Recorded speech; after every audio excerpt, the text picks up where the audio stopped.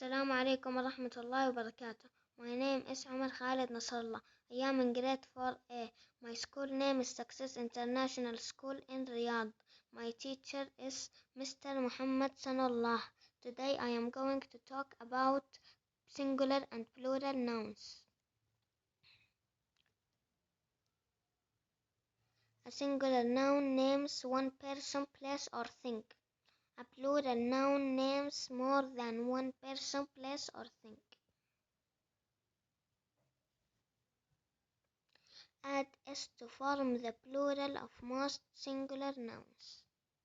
Add es to form the plural of singular nouns that end in s, sh, ch, x, or z.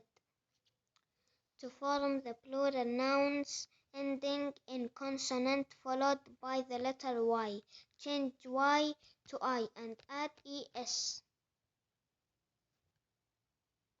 These are images of singular and plural nouns. Giraffe, giraffes. Also, here are images of plural nouns.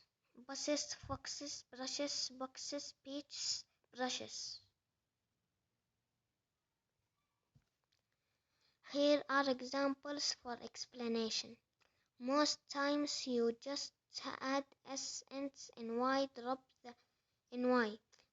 the y and add ies. Ends in ch, sh, x, or z, add es.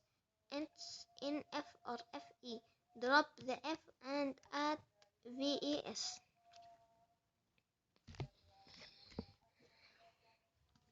Add s to most nouns to make them plural. Add es to nouns that end in ch, sh, x, or z. If the noun ends in y with a consonant before the y, change the y to I and add es.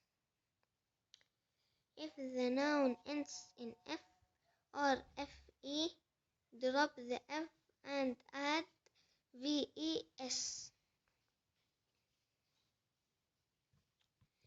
Thank you. Assalamu alaikum wa rahmatullahi wa barakatuh.